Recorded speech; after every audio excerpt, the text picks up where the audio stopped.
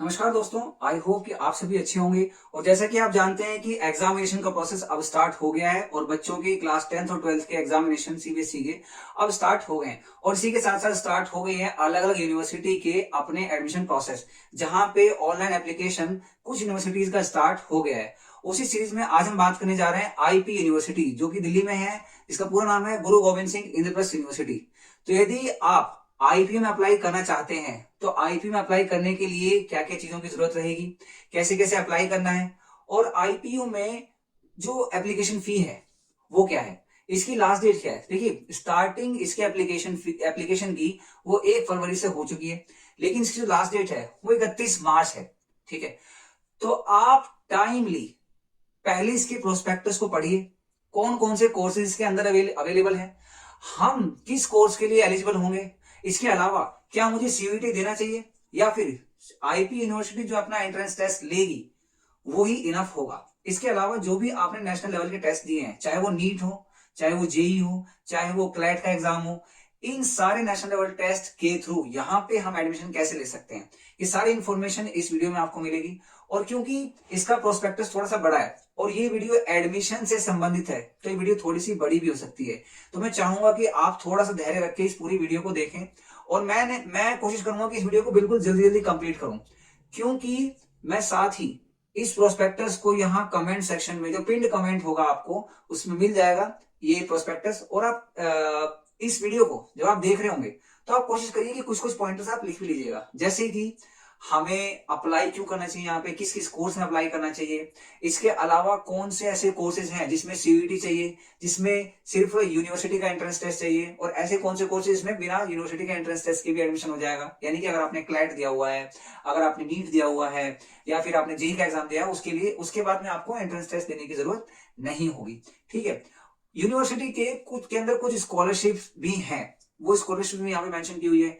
तो मान लीजिए अगर आप एक सिंगल गर्ल चाइल्ड हैं, या फिर आप एससी एसटी ओबीसी और ईडब्ल्यूएस से बिलोंग करते हैं, तो फिर फी वेविंग में यानी कि स्कॉलरशिप में आपको क्या क्या चीजें मिल सकती हैं। इसके अलावा सीट्स का रिजर्वेशन क्या है, दिल्ली के बच्चों के लिए कितनी सीट है और आउट ऑफ दिल्ली के बच्चों के लिए कितनी सीट्स हैं, ये सारी इंफॉर्मेशन इस वीडियो में है। तो I request to all the teachers जो इस वीडियो को देख रहे हैं, वो बच्चों के साथ ये वीडियो जरूर शेयर करें, और इसके साथ साथ आप बच्चों को ये भी बोलें कि इस वीडियो को पूरा देखें, प्रोस्पेक्टस डाउनलोड करें, और टाइमली ये देख लें कि हम किस किस कोर्स के लिए एलिजिबल हैं, ताकि वो अपना एक माइंड मेकअप बना पाए, माइंड मेकअप कर पाए कि मुझे किस किस कोर्स के लिए जाना है और किस किस कोर्स के लिए क्या एलिजिबिलिटी है। अगर सीयूईटी देना है, सीयूईटी के थ्रू एडमिशन होगा, तो कौन कौन से फॉर्म, कौन कौन से सब्जेक्ट भरना है, क्योंकि ये सारी इंफॉर्मेशन इस प्रोस्पेक्टस के अंदर दी हुई है। तो चलिए शुरू करते हैं। थोड़ा सा लंबा वीडियो हो सकता है, लेकिन आप धैर्य रख के इस पूरी वीडियो को जरूर देखें। आइए शुरू करते हैं। तो नमस्कार दोस्तों, ये इस समय हम देख रहे हैं GGSIPU यानी गुरु गोविंद सिंह इंद्रप्रस्थ यूनिवर्सिटी का ब्रोशर इस साल का। मैं आपको पहले ही बता दूं कि ये वीडियो थोड़ी सी लंबी हो सकती है, क्योंकि इसके अंदर हम बहुत सारी इंफॉर्मेशन को आपको बताने वाले हैं। तो it would be much better कि आप इन सभी चीजों को नोट डाउन भी करते रहे साथ के साथ, और अगर आप चाहें तो कमेंट सेक्शन में जो ये ब्रोशर हमने डाला है आप इसे डाउनलोड करके टाइमली अपनी इंफॉर्मेशन को अपने पास में रखते रहिए। तो चलिए शुरू करते हैं कि इसके अंदर क्या क्या चीजें दी हुई है इस बार। ठीक है, शुरुआत यहाँ पे हो रही है सबसे पहले एबीसी आईडी और अपार आईडी के बारे में। देखिए, अगर आपने इसी साल अपना स्कूल क्लियर किया है तो आपके स्कूलों में हो सकता है अपार आईडी जनरेट कर दी गई, क्योंकि गवर्नमेंट ऑफ इंडिया ने इस बार हर एक स्कूल के जो भी बच्चे रहे हैं उनकी अपार आईडी जनरेट करने का एक पूरी मुहिम चलाई थी। फिर भी अगर आप किसी बच्चे की एबीसी और अपार आईडी रह गई थी, तो मैं आपको पहले इसकी फुल फॉर्म बताया था। एबीसी का मतलब है एकेडमिक बैंक ऑफ क्रेडिट्स, यानी कि कुछ क्रेडिट्स बनते हैं हमारे जब भी हम कोई पढ़ाई करते हैं, उसके कुछ क्रेडिट्स बनते हुए चलेंगे, और आगे जाके वो किसी भी यूनिवर्सिटी में अगर आप हायर एजुकेशन में जाते हैं तो वो वहां पे यूनिवर्सिटी को मिल जाएंगे इजीली। और इसके लिए अप्लाई कैसे करना है, देखिए इसके लिए आपको अप्लाई करना है थ्रू डिजीलॉकर। डिजीलॉकर एक ऐसा प्लेटफॉर्म है जहां पे कि आप अपने जो भी सर्टिफिकेट्स हैं, जो भी आपने पढ़ाई की है, उसके जो भी आपके डिप्लोमा डिग्री सर्टिफिकेट्स हैं, वो आप यहाँ पर अपलोड कर सकते हैं, ताकि अगर किसी यूनिवर्सिटी में अप्लाई कर रहे हैं तो वो आपके सिर्फ डॉक्यूमेंट, पहले क्या होता डॉक्यूमेंट रख लेते थे, लेकिन अब क्या होगा, उन्हें डॉक्यूमेंट रखने की जरूरत नहीं पड़ेगी। आप वहां पे अपना डिजी लॉकर से बना हुआ जो भी एबीसी और अपार आईडी है उसको आप देंगे, वो सिंपल केवल इस आईडी के थ्रू ही आपकी सारे डेटा को रिट्रीव कर लेंगे, और आपको अपने डेटा को या अपने सर्टिफिकेट्स को हार्ड कॉपी में जमा करवाने की बहुत ज्यादा जरूरत नहीं पड़ेगी। अगर हम थोड़ा सा आगे चलें तो एकेडमिक बैंक ऑफ क्रेडिट या एबीसी आईडी अपार आईडी कैसे बन सकती है, तो यहाँ पे आप देख रहे हैं, अगर आप डिजी लॉकर है अच्छी बात है, डिजी लॉकर यूजर है अच्छी बात है, उसके लिए आप ये स्टेप्स को फॉलो कर सकते हैं। अगर आप डिजी लॉकर यूज नहीं करते हैं तो आप सिंपली पहले जाके सीधा साइन अप करें और अपने जो भी डॉक्यूमेंट्स वहां पे आपको अपलोड करने हैं उस पर क्लिक करके आप उनको 1 बाय 1 अपलोड कर सकते हैं। और फिर वहां पे एकेडमिक बैंक ऑफ क्रेडिट्स के नाम से एक आपको पॉइंट मिलेगा, उस पर क्लिक करेंगे तो उसके अकॉर्डिंग आपका जो यूनिवर्सिटी या जो इंस्टीट्यूशन है जहां से आप पढ़े हैं और जो आपके रोल नंबर या रजिस्ट्रेशन नंबर रहे हैं आप उसको वहां पे फुलफिल कर देंगे और उसके बाद में आपका जो डॉक्यूमेंट है वहां पर आपको उसकी एक ई कॉपी ऑलरेडी मिल जाएगी, जिससे कि वो रिट्रीव करने में बहुत ईजी रहेगा। अब हम थोड़ा सा आगे चलते हैं और कुछ पॉइंट वाइज बातें करते हैं। हम बहुत ज्यादा डिटेल में नहीं जाएंगे, केवल उतनी बात करेंगे जितनी आपके काम की है। तो देखिए यहाँ पे अगर हम देखें तो पॉइंट फोर कहता है कि जी यहाँ पे ऑनलाइन करने के लिए आप अप्लाई करने के लिए आपको केवल आईपीयू की जो वेबसाइट है जो कि है www.ipu.ac.in या फिर ipu.admissions.nic.in, तो यहाँ पे आप इसके लिए अप्लाई करेंगे। और आगे बात है पॉइंट नंबर 5 की, जिसमें बात करते हैं registration and enrolment for participation in online counselling for allotment of seat in various programme on the basis of merit in national level test common entrance test shall be only in the online mode. देखिए यहाँ पे कहने का मतलब क्या है, अगर आपने कोई नेशनल लेवल का टेस्ट दिया है जैसे कि नीट, जेई, नाटा, क्लैट, ये इसके अलावा जो भी नेशनल लेवल के टेस्ट होते हैं अगर आपने वो दिए हैं तब भी आपको यहाँ पर अप्लाई करने के लिए ऑनलाइन अप्लाई पहले करना पड़ेगा। इसके बाद में registration for appearing in GGS IPU CET 2025 for various programmes for the purpose of further participation in online counselling shall only be online mode. देखिए कहने का मतलब ये है, आपने अगर कोई नेशनल लेवल टेस्ट दिया है बहुत अच्छी बात है, लेकिन फिर भी अगर आप यहाँ पे आईपीयू में एडमिशन ले रहे हैं तो यहाँ पे एक प्रोसेस और है कि आप इनका जो कॉमन एंट्रेंस टेस्ट है यूनिवर्सिटी के लेवल पे आप उसे भी दे सकते हैं। इसका क्या सिलेबस है इसके बारे में हम 1 बाय 1 थोड़ा आगे जाकर के बात करेंगे। अब अगर हम आगे चलें और पॉइंट नंबर 7 देखें तो पॉइंट नंबर 7 सीधा सीधा ये कह रहा है कि जी बच्चे जो भी अपनी इंफॉर्मेशन यहाँ पे डाल रहे हैं और अपनी एलिजिबिलिटी क्वालिफिकेशन बता रहे हैं वो उसके लिए खुद ही रिस्पॉन्सिबल है। मतलब ऐसा ना हो कि आप किसी एक पर्टिकुलर स्ट्रीम से बिलोंग करते हैं लेकिन आप कोई और ही कोर्स भर रहे हैं जिसके लिए आप एलिजिबल नहीं है। जैसे कि आप मान लीजिए कि मैंने क्लास 12 पास की ह्यूमैनिटीज से और मैं जी अप्लाई कर रहा हूँ एमबीबीएस के लिए या मैं अप्लाई कर रहा हूँ किसी टेक्निकल कोर्स के लिए जिसकी मेरी एलिजिबिलिटी है ही नहीं, तो आप अपने क्वालिफिकेशन और एलिजिबिलिटी के अकॉर्डिंग ही अप्लाई करें, वरना फिर आपका जो भी पैसे आप इसमें सबमिट करेंगे वो सब खराब जाएंगे। ठीक है, अब हम थोड़ा सा आगे चलते हैं और पॉइंट नंबर 9 को एक बार देख लेते हैं। यहाँ पे ये कहना है that online registration and thereafter enrolment for participation in online counselling process followed by allotment of seat in particular programme does not necessarily mean acceptance of eligibility condition and qualification for admission in various programme. देखिए बात ये है कि अगर आप apply कर देंगे तो अप्लाई करने का सीधा सीधा मतलब ये नहीं है कि आपका एडमिशन हो ही जाएगा। देखिए पहले तो आपको अपनी जो एलिजिबिलिटी है उसे सिद्ध करना पड़ेगा, अपने सारे के सारे जो सर्टिफिकेट्स हैं उसको अप्लाई करने के अपलोड करने के बाद। और ऐसा भी नहीं है कि आपने अब अप्लाई कर दिया तो आपका एडमिशन हो ही जाएगा, ऐसी बात नहीं है। आप अप्लाई करेंगे, काउंसलिंग में जाएंगे जितने भी उसके राउंड है उसके थ्रू, और उसके बाद में देखा जाएगा कि आपको सीट वहां पर मिलेगी या नहीं। तो आप ये बिल्कुल भी ना सोचिए कि मैंने अप्लाई कर लिया तो अब मेरा एडमिशन हो ही जाएगा। हालांकि ये बहुत ही बेसिक अंडरस्टैंडिंग है बट स्टिल यूनिवर्सिटी ने इसको मेंशन किया है। अब हम जाएंगे सीधा पॉइंट नंबर 22 पे।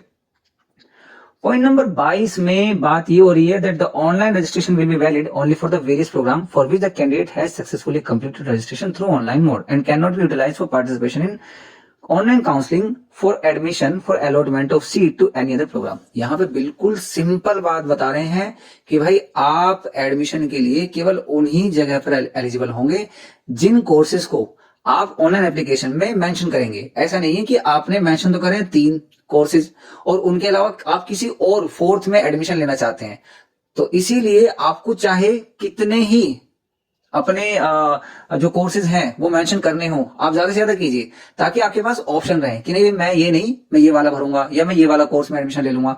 आप एटलीस्ट भरिए, जब आप अप्लाई कर रहे हैं तो ज्यादा से ज्यादा अपने कोर्सेज जिनके लिए आप एलिजिबल हैं वो कोर्सेज भरिए ताकि बाद में आपके पास चॉइसेस रहें। हम आज थोड़ा सा आगे चलते हैं, पॉइंट नंबर 24 को एक बार देख लेते हैं। पॉइंट नंबर 24 बात कर रहा है कि जी आपको ना अलग से कोई इंटीमेशन घर पे नहीं भेजा जाएगा इसके एंट्रेंस एग्जाम के लिए या फिर जो काउंसलिंग होगी उसके लिए। आपको इसके लिए रेगुलरली आईपीयू की जो वेबसाइट है उसे रेगुलरली आपको चेक करना पड़ेगा ताकि इसकी जो भी अपडेट्स हैं वो आपको समय समय पर मिलती रहे। आगे अगर हम जाएं तो बात यहाँ पे हो रही है पॉइंट नंबर 27 में, that there will be no rounding off the percentage of marks of qualifying examination while deciding the basic eligibility of any candidate for admission. कहने का मतलब ये है कि अगर एलिजिबिलिटी किसी कोर्स में 50% मांगी गई है तो 50% मार्क्स ही चलेंगे, 49.9% पे नहीं होगा। ठीक है, जैसे कि हम कई बार कर देते हैं कि अच्छा इसके 5.6 है, चलो 6 मान लेते हैं, ठीक है, या फिर जी 4.9 है, चलो हम 5 मान लेते हैं। ऐसा नहीं होगा, आपको उस जो परसेंटेज ऑफ मार्क्स मांगे हैं वो लाने ही लाने हैं, फिर चाहे वो आपके नेशनल लेवल टेस्ट में हो, चाहे वो आपके कॉमन एंट्रेंस टेस्ट में हो, चाहे वो आपके सीयूईटी में हो, किसी में भी हो। ठीक है, अब हम थोड़ा सा आगे चलते हैं और हम देखते हैं पॉइंट नंबर 28 को एक बार। पॉइंट नंबर 28 में ये बात है कि अगर आपने पिछले साल एग्जाम दिया था और इस बार आपने इंप्रूवमेंट का फॉर्म भरा है और इंप्रूवमेंट में आपके कुछ मार्क्स आए हैं, तो देखिए जिसमें भी आपके मार्क्स बेटर होंगे, चाहे वो लास्ट ईयर का रहा हो, चाहे वो इंप्रूवमेंट के बाद का रहा हो, जिसमें भी आपके बेस्ट मार्क्स होंगे उन्हीं को यहाँ पे कंसिडर किया जाएगा। अब हम थोड़ा सा आगे अगर चलें तो हम देखते हैं पॉइंट नंबर 34 को। पॉइंट नंबर 34 ये कहता है कि जी यूजीसी ने बोला है कि आप एक समय पे दो डिग्री कर सकते हैं। देखिए, अगर आप एक टाइम पे डिग्री के 2 फुल टाइम कोर्स यानी 2 रेगुलर कोर्सेज करते हैं तो उसकी जो क्लास की टाइमिंग होगी वो बहुत ज्यादा ओवरलैप करेगी और बच्चा हो सकता है टाइमली अपनी चीजों को ना मैनेज कर पाए। तो it would be much better कि आप एक कोर्स अपना रेगुलर कर लें और एक कोर्स अपना ओपन से कर लें। दोनों की यहाँ पे यूनिवर्सिटी में चॉइस दी हुई है, ताकि आप एक समय पे अगर 2 डिग्री करना चाहते हैं तो वो आप इजीली कर पाए, एक डिस्टेंस से और एक रेगुलर। इसके बाद में अगर हम आगे चले तो यहाँ पे पॉइंट नंबर 36 इसको एक बार देख लेते हैं। ये कह रहा है filling up vacant seat on the basis of merit of CUET after exhausting the merit list of national level test common entrance test conducted by university. देखिए सिंपल भाषा में क्या कहना चाहते हैं, यही कहना चाह रहे हैं अगर आप सीयूईटी के बेसिस पे आईपीयू में एडमिशन लेना चाहते हैं तो आपको क्या करना पड़ेगा, पहले जो नेशनल लेवल टेस्ट है उस पर्टिकुलर कोर्स में पहले उसकी सीट भरी जाएंगी और उसी में जो भी यहाँ पे टेस्ट लिया गया यूनिवर्सिटी द्वारा कॉमन एंट्रेंस टेस्ट के फॉर्म में उसकी सीट भरी जाएगी। और इस नेशनल लेवल टेस्ट और कॉमन एंट्रेंस टेस्ट के बाद में अगर कुछ सीट बचती है तब जाके ही सीयूईटी के स्कोर पे आपका एडमिशन होगा। ठीक है जी, और अगर सीट नहीं बचती है तो नहीं होगा। ये भी आपको पॉइंट जो है ध्यान में रखना है। अब हम थोड़ा सा आगे चलते हैं, जो यहाँ पे पॉइंट नंबर 41 है डायरेक्टरेट ऑफ स्टूडेंट्स वेलफेयर। यहाँ पे एक चीज दी हुई है, यहाँ पे बताया है स्कॉलरशिप या फिर फाइनेंशियल असिस्टेंस के पॉइंट से बारे में। देखिए जितने भी बच्चे चाहे वो SC ST OBC से बिलोंग करते हैं, माइनॉरिटी कैंडिडेट्स हैं, ठीक है, या फिर सिंगल गर्ल चाइल्ड हैं, इन सभी के लिए कुछ स्कॉलरशिप दी गई है यूनिवर्सिटी में, इन सभी के लिए कुछ रिजर्वेशन है सीट्स के बेसिस पर भी। तो आप ये सारी चीजें पहले देख लें कि SC ST OBC वाले जो आपके सर्टिफिकेट्स हैं क्या वो आपके टाइमली बने हुए हैं, क्या वो सारे अपडेटेड हैं। और अगर आप सिंगल गर्ल चाइल्ड है तो आप ये देख सकते हैं कि आपके पास में स्कॉलरशिप, फाइनेंशियल असिस्टेंस के बहुत सारे ऑप्शंस हैं। इसके अलावा अगर आप कोर्सेज में रिजर्वेशन पाना चाहते हैं तो वहां पे भी आपके पास में ऑप्शन है। अब अगर हम थोड़ा सा आगे चलें, अब हम सीधा चलते हैं कि ये जो यूनिवर्सिटी है आईपीयू, ये हमें कौन कौन से कोर्सेज इस बार दे रही है। उससे पहले हमें क्या देखना है, सॉरी सबसे ज्यादा जरूरी काम क्या है, ये देखना कि जी अप्लाई करने की लास्ट डेट क्या है। तो मैं यहाँ पे आपको एक चीज बताता हूँ, देखिए ध्यान से सुनना, ये वाला पॉइंट ध्यान से सुनना, उसके बाद हम आगे चलते हैं। 2 चीजें हैं, पहला अगर तो आप कॉमन एंट्रेंस टेस्ट यानी आईपीयू के कॉमन एंट्रेंस टेस्ट के लिए अप्लाई करना चाहते हैं, उसके थ्रू यूनिवर्सिटी में जाना चाहते हैं, तो आपको 2500 रुपए जो फीस होगी वो भर के 31 मार्च तक आप इसमें अप्लाई कर सकते हैं। लेकिन अगर आपने कोई नेशनल लेवल टेस्ट दिया हुआ है, जैसे कि मान लीजिए मैं नीट और जेईई की बात कर रहा था या क्लैट की बात कर रहा था, ऐसे कोई भी नेशनल लेवल के टेस्ट आप दे रहे हैं, उसके बेसिस पे आप यहाँ पे एडमिशन के लिए अप्लाई करते हैं, फीस उसकी भी 2500 है। बस ये है कि उसकी जो डेट ऑफ एप्लीकेशन है वो थोड़ी सी बढ़ जाएगी, यानी 30 अप्रैल की मतलब वो बाद में बताई जाएगी। और अगर आप बैचलर इन डिजाइनिंग के जो नेशनल लेवल के टेस्ट होते हैं, जैसे कि NID नेशनल इंस्टीट्यूट डिजाइनिंग का जो टेस्ट है, उसके बेसिस पे आप अप्लाई करना चाहते हैं तो उसकी लास्ट डेट इन्होंने 30 अप्रैल बोली है।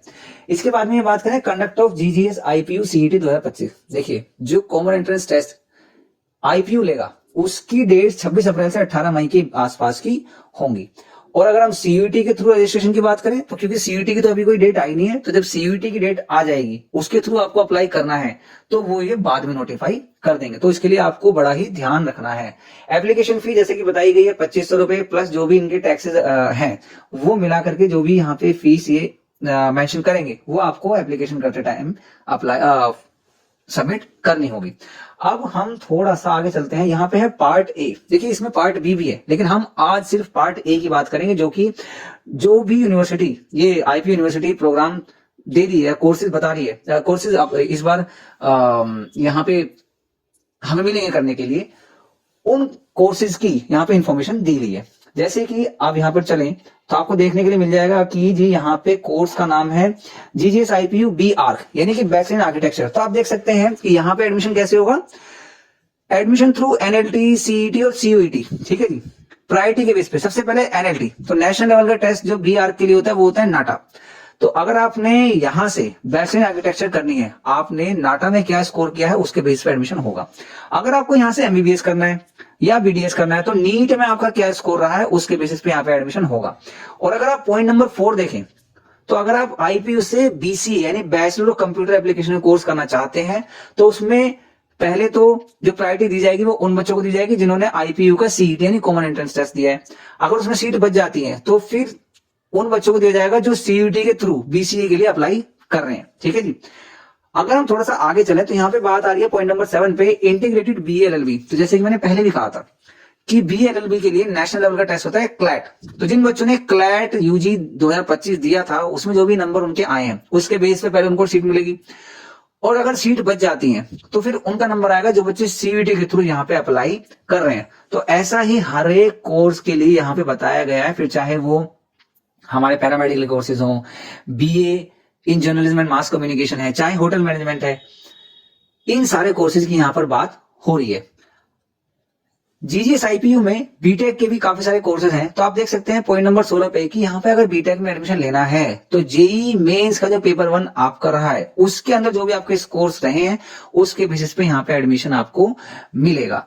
अब अगर हम थोड़ा सा आगे चलें तो हम यहाँ पे देखते हैं कि और कौन कौन से कोर्सेज यहाँ पे ये देख सकते हैं आप। हालांकि आप इसको जब आप धीरे धीरे इस प्रोस्पेक्टस को देखेंगे डाउनलोड करने के बाद, तो वो ज्यादा इजी आपके लिए रहेगा समझने के लिए। देखिए यहाँ पे एक इंडिकेटिव फ्लो चार्ट दिया हुआ है ऑनलाइन काउंसलिंग के लिए।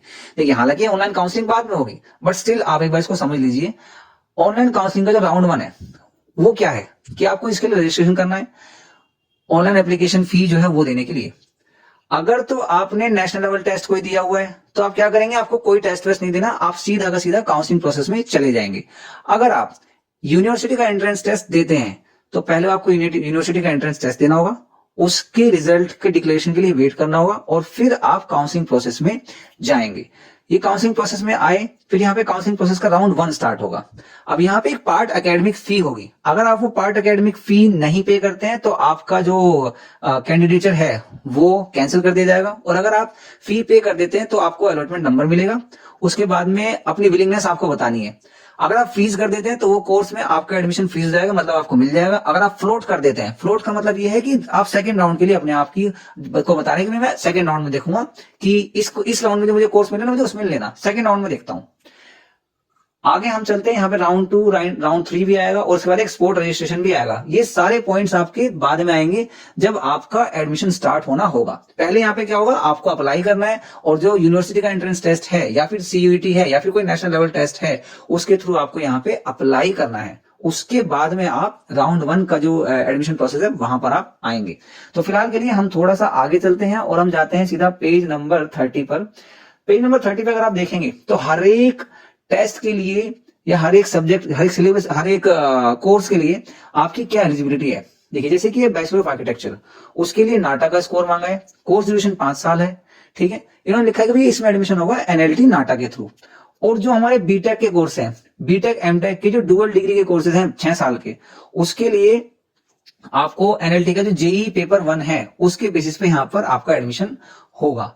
अगर थोड़ा सा हम आगे चले तो यहाँ पे आपका बैचलर ऑफ डिजाइनिंग। देखिए बैचलर ऑफ डिजाइनिंग का नेशनल लेवल टेस्ट जो होता है हमारा, एक होता है एनआईडी, इसके अलावा एक दो हमारे एंट्रेंस टेस्ट और हैं। अगर आपको उसमें अच्छा स्कोर नहीं आ रहा है और आप यूनिवर्सिटी यानी आईपीयू के कॉमन एंट्रेंस टेस्ट के थ्रू आप एडमिशन लेना चाहते हैं तो बाद में आपको प्रायोरिटी दी जाएगी। इसके बाद में हम थोड़ा सा आगे चले, ये बीएलएलबी की बात आ गई। जैसे कि हमने पहले भी कहा था कि 5 साल का कोर्स होता है और इसमें पहले जो आपने क्लैट में स्कोर किया है उसके बेसिस पे देखा जाएगा। अगर आपका क्लैट का स्कोर नहीं है ठीक ठाक और आपने सीयूईटी में अच्छा स्कोर किया है तो सीयूईटी के थ्रू आपको एडमिशन यहाँ पर मिलेगा। अब जो बच्चे बीए बीएड सेकेंडरी या बीए बीएड का, जो अगर आपने मेरा वीडियो देखा होगा जिसमें मैंने आईटीईपी यानी इंटीग्रेटेड टीचर एजुकेशन प्रोग्राम की बात की थी, तो आप देख सकते हैं कि जो आईपीयू है, आईपीयू के अंदर सेकेंडरी स्पेशलाइजेशन जो है वो यहाँ पे प्रोवाइड कर रही है यूनिवर्सिटी बीए बीएड की सेकेंडरी। सेकेंडरी मतलब जो क्लास 9 से 12 के जो टीचर बनते हैं उसकी जो स्पेशलाइजेशन है वो यहाँ पे अवेलेबल है। हम आगे चलते हैं थोड़ा सा। यहाँ पे और कोर्सेज है जैसे कि मेडिकल प्रोग्राम के लिए, अगर मेडिकल प्रोग्राम आपको यहाँ पर करना है तो उसके लिए हम बताते हैं अभी। तो दोस्तों यहाँ पे आप देख सकते हैं national test for admission in medical programme. वो हमें पता ही है कि अगर हमें मेडिकल के कोर्सेज में जाना है तो हम नीट का जो एग्जाम देते हैं उसके थ्रू जाते हैं। आप देख सकते हैं चाहे हम एमबीबीएस की बात करें चाहे बीडीएस की बात करें, यहाँ पे एडमिशन होगा हमारा नीट के इस कोर्स के बेसिस पे। अब अगर हम आगे चलें तो यहाँ पे देख रहे हैं admission through CET conducted by the university. तो अब ये वो कोर्सेज हैं जहां पे कि केवल जो हमारी यूनिवर्सिटी, ये जो हमारी आईपी यूनिवर्सिटी है ये टेस्ट लेगी। तो वो कौन कौन से कोर्सेज हैं? ये हैं बीसीए, बीएससी के जो कोर्सेज हैं वो, BSc in yoga, BEd, paramedical, इसके अलावा BBA, bachelor in arts journalism mass communication, hotel management and catering, lateral entry to BTech programme.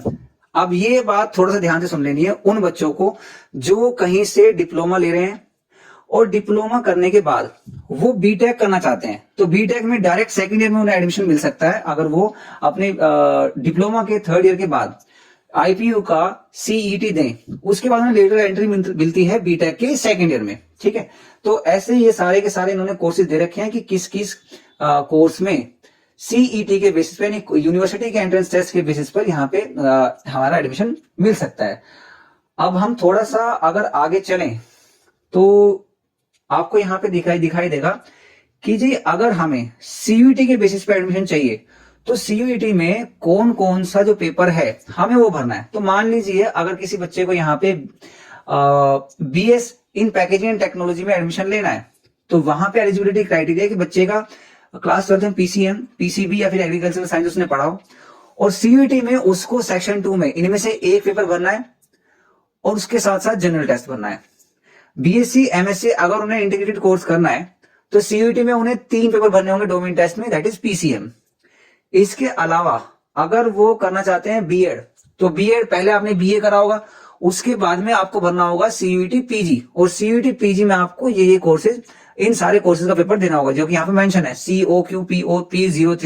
ये जो भी है मतलब बीएड जो उन्होंने कोर्सेज पढ़े होंगे ये सारे कोर्सेज अपने सीयूईटी पीजी में मेंशन होंगे, उसके थ्रू यहाँ पे एडमिशन होगा। उसके बाद यहाँ पे अगर आप देख सकते हैं बीएससी इन ईवीएस और एनवायरमेंटल साइंसेज, तो 10+2 आपकी 50% के साथ होनी चाहिए। इसके अलावा आपने सीयूईटी में सेक्शन ए में इंग्लिश, सेक्शन 2 में इनमें से कोई भी सब्जेक्ट जिसके कोड दिए हुए हैं वो, और सेक्शन 3 में जनरल टेस्ट आपको देना है। यानी कि यहाँ की जो एलिजिबिलिटी है वो है लैंग्वेज, दूसरा एक डोमेन, और तीसरा एक जनरल टेस्ट। एक लैंग्वेज, एक डोमेन और एक जनरल टेस्ट, इसकी एलिजिबिलिटी ये है। तो ऐसा ही हर एक कोर्स के लिए यहाँ पे मेंशन्ड है। अब हम थोड़ा सा अगर आगे चलें तो यहाँ पे हम चलते हैं पेज नंबर 57 पे हमें थोड़ा सा जाना पड़ेगा। पेज नंबर 57 पर चलते हैं जल्दी। जी हाँ, पेज नंबर 57 पे यहाँ मेंशन है हमारा जो यूनिवर्सिटी अपना एंट्रेंस टेस्ट लेगी उसका क्या सिलेबस रहेगा। जैसे कि मान लीजिए अगर आपको एंट्रेंस टेस्ट देना है यहाँ पे बीसीए का, तो बीसीए में इंग्लिश लैंग्वेज आएगी, मैथ्स आएगा, कंप्यूटर अवेयरनेस आएगी और जीके आएगा। ठीक, इसके अलावा अगर आप यहाँ पे अप्लाई करना चाहते हैं, फॉर एग्जाम्पल मान लीजिए आप यहाँ पे ऐसा कुछ अप्लाई करना चाहते हैं, कहाँ गया, BA in journalism mass communication के लिए अप्लाई करना चाहते हैं, तो यहाँ पे भी 4 पेपर होंगे आपका, इंग्लिश लैंग्वेज का 25% का, जनरल अवेयरनेस का, रीजनिंग का और मीडिया एप्टीट्यूड का। तो ये पूरा सिलेबस दे रखा है जिसके थ्रू ये एंट्रेंस टेस्ट में आपसे क्वेश्चन पूछेंगे।